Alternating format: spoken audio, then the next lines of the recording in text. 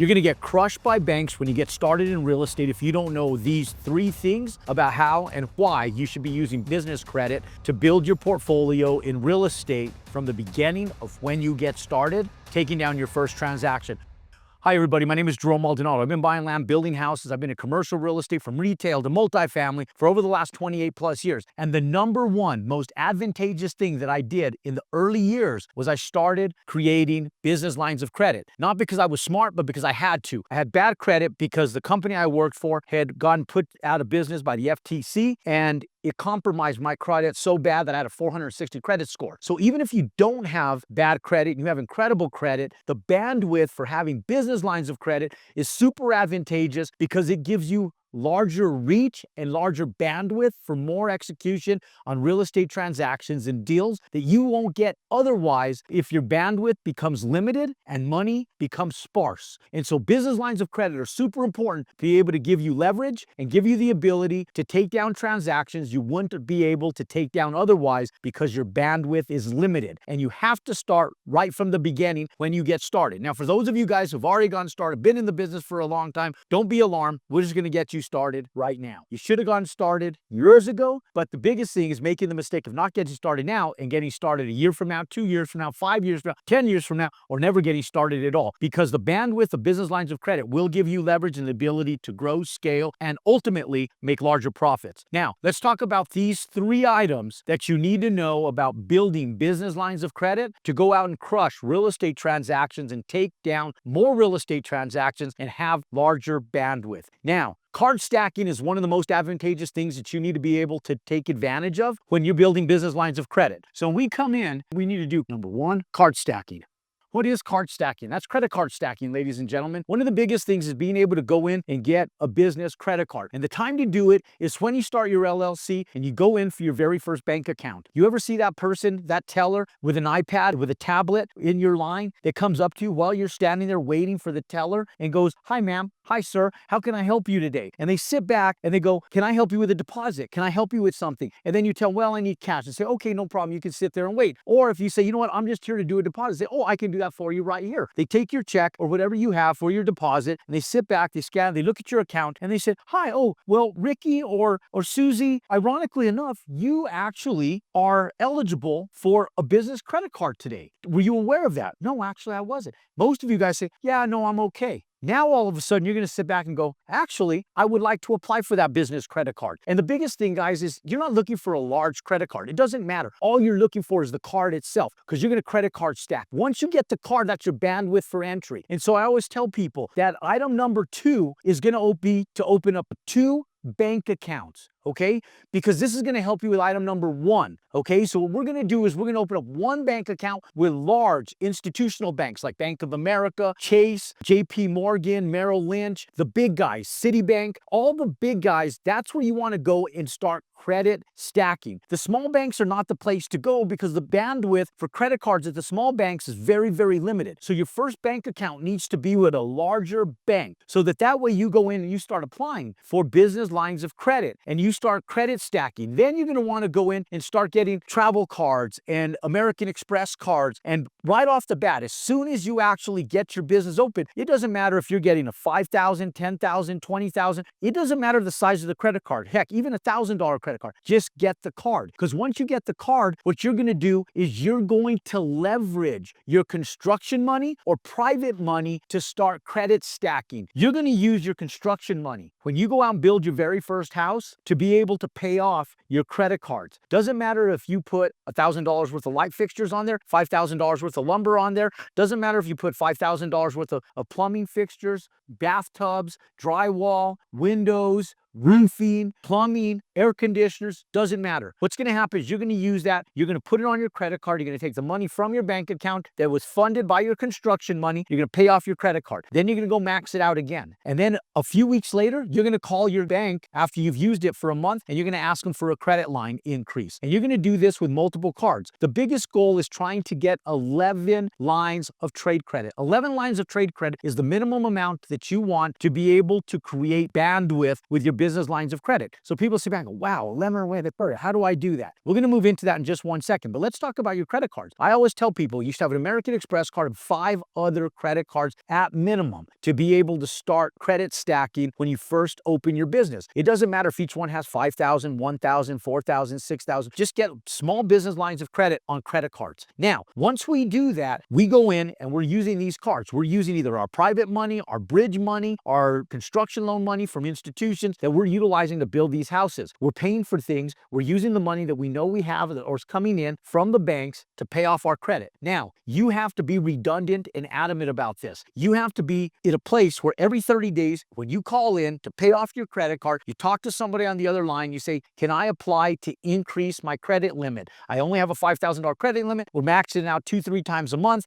We want to go in and expand it to a $10,000, $15,000. Always ask for more. The more you ask for, all they can tell you is no, because they can approve you for less, but it's still more than what you had before. So if you have a $5,000 limit and now you've been utilizing your credit card, you're showing good payment history over the last 30, 60, 90 days. Now you go in, you're asking for more credit line. You might ask for $20,000. They might only give you 10, but now you have a $15,000 credit line on that credit card. And now you have that on 5 different credit cards that you've been utilizing. Now you go in, you start paying for larger chunks of your construction bills, whether you're building multifamily or residential, or you're doing fix and flips and you're utilizing it to buy materials, lumber, whatever you're doing in real estate, you're buying it, you're paying it off. You're utilizing it and you're paying it off. You're utilizing it, you're paying it off. Another 30 days goes by, you do the exact same thing. And you continue doing this redundantly to start increasing your bandwidth and credit limit on your credit cards. Now, when we do this, ladies and gentlemen, number 2, for your second bank account is very, very important, because the second bank account, you want to make sure you get it from small, local, or regional banks in your local area, including credit unions. And the reason why is because these ones have to be business-friendly credit unions. Now, if you go in, you Google how many credit unions, small, local, and regional banks are in your area, I would bet to bargain that in the vast majority of the United States, with over 250 major cities across the United States, I would bargain that there is probably over 20 to 30 different small, regional, and credit unions in your local area, if not more. And so what I tell you is there's going to be some that are less business friendly and more friendly towards individual banking, family banking, and residential banking, and not commercial banking. You X those ones out and you go to the ones that are business-friendly banking on the small regional banks. There's a lot of them out there. Once you go in and you sit with these guys, you just ask them for a business line of credit. You tell them you want a revolving business line of credit. You give them the revenue that you're making in your full-time job. So it doesn't matter if you're a truck driver. It doesn't matter if you're a plumber. It doesn't matter if you're an electrician. It doesn't matter if you're a physician. It doesn't matter if you're a dentist. It doesn't matter if you're a teacher, a service worker, or what you're doing. You utilize your annualized gross revenue for the gross revenue of what your business is, because you are your business at that time. Even if you're an LLC, the revenue's coming from someplace. You're self-funding the startup to your business. Your revenue is the revenue for that business in a startup, at least for the first 2 years. So for those of you guys that are sitting back going, well, I don't have no income in my business. I know. Use your personal income as the business income, because you're going to self-fund and assign some of that capital to get your business going initially, even if it's a smaller earn. But ultimately, you are back in the business initially. Now, if you have your first house going on, you've done some fix and flips, annualize that stuff. Even if it's a new LLC, but you're funding it from one of your businesses that has already been established, use that business revenue, the basis for what that business is doing right now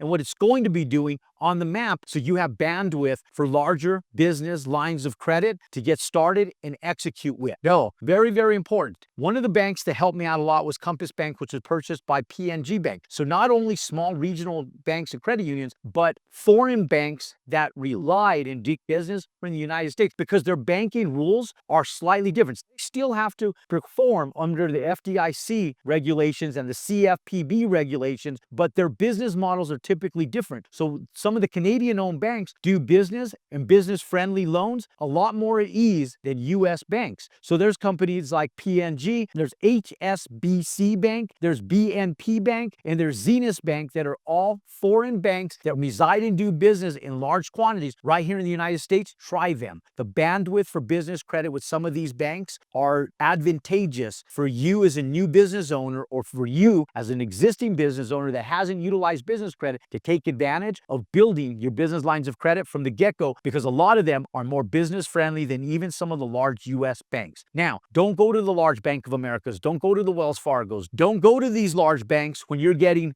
business lines of revolving credit. Go to the small local regional banks, credit unions, and foreign banks first. Those are your business friendly banks for the bandwidth of business lines of credit. Now, third, last but not least, ladies and gentlemen, don't underestimate trade references, okay? So number two, you're gonna get 2 bank accounts. One, you're gonna get your national banks for your credit cards, minimum of 6, okay? Number two, you're gonna need business line of credit, line revolving credit, local credit unions, and foreign. Okay, number three, trade references, trade lines. Okay, this, ladies and gentlemen, I can't urge upon you enough right here. Your trade references are going to be one of your strongest ways of creating business lines of credit. Become friends with your suppliers. Become friends with those people that are in the trades. Your plumbers, your roofers, your roofing suppliers, your lumber suppliers, your window suppliers, your concrete suppliers, your drywall suppliers, your appliance suppliers, your fixture suppliers. Become friends with these people. When you go in on a handshake and a relationship, you can fill out a credit form. It's usually a 1 or 2 page credit form, especially if they're locally owned and operated. National ones is just like going out and getting a small credit card from like a Home Depot or Lowe's or one of those. But when you go in and you start your credit lines, when you're doing business with local business first, you do business with these folks, you get trade references from them, you can go in and start getting national trade references and trade accounts and trade credit from larger companies from the references you have from your trade professionals on the small local buys. So you go in, let's say there's a local concrete company that you've poured your foundation. You could go in and you could hire a contractor, but you could tell your contractor, I don't care what your price is, getting a whole price, including labor, materials, and everything. And then you tell them, can you do me a favor? I'm building my business lines of credit. Do you mind if I pay for the materials on the concrete itself? I'm going to pay you the same amount. I'm not going to negotiate. I'm not going to haggle with you. I don't care what you're making. I accepted your bid, right? Like, it's our budgetary numbers. We value engineered it correct. We went through our spreadsheets. We know that those supplies are going to be about 1/3 of the overall price. So we go in and let's say that your foundation is $40,000, $35,000, whatever it is. You're going to take $10,000 to $12,000, $15,000, and you're going to pay the concrete company. But what you're going to pay that concrete company with is a credit card. Now, what you're going to land up doing is you're going to ask for trade credit from the concrete company. Now, when they go out, instead of COD, cash on delivery, now we'll have a recurrent with them. So they're going to be, we're going to sign the slur. We're going to go in and take advantage of setting up that business line of credit. Are now going to have the ability to realize main line door concrete at their expense for 30 days. And typically it's a net 30 payment. Now you're going to take your construction money and either pay it off. Now what I typically do is I ask them, when I go in, can I pay on a credit card? If they don't charge me a service fee, I'll go in and I'll pay the concrete with my credit card. So while I will pay credit, now I use my credit card to pay the trade credit. Now I use my construction loan to pay the credit card, to pay the trade credit, and I'm hitting 3 lines of credit 3 different times, one time with one supplier. And ladies and gentlemen, when you go in and you do that on trade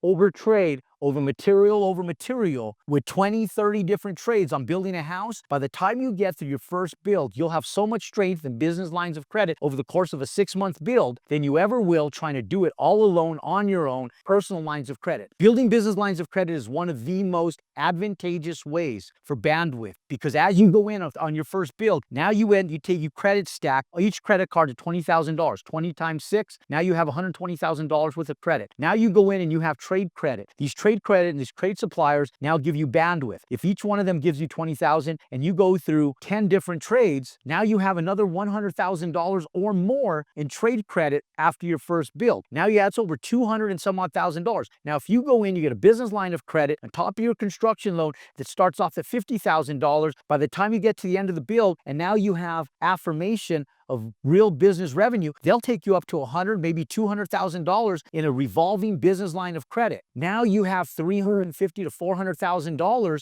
in business line of credit. That, ladies and gentlemen, is where you start compounding money. That, ladies and gentlemen, is where you get bandwidth. Now, over the course of time, when you do 2 deals, 3 deals, 4 deals, 7 deals, 10 deals, that ultimately is how you compound your success. Look for more credit hacks, real estate hacks, and more ways to go out and compound your money, buying land, on building houses, multifamily real estate, and commercial real estate, click and subscribe to our YouTube channel. Pound that thumbs up button. If you're watching this redundantly, comment down below, #repeat, but comment, let us know your thoughts. Can't wait to see you next time. I'm going to recommend a how to build your business line of credit video from beginning, start to finish, step by step at the end of this video. Click, watch, subscribe, pound that thumbs up button, and I'll see you next time. Go out and compound your success.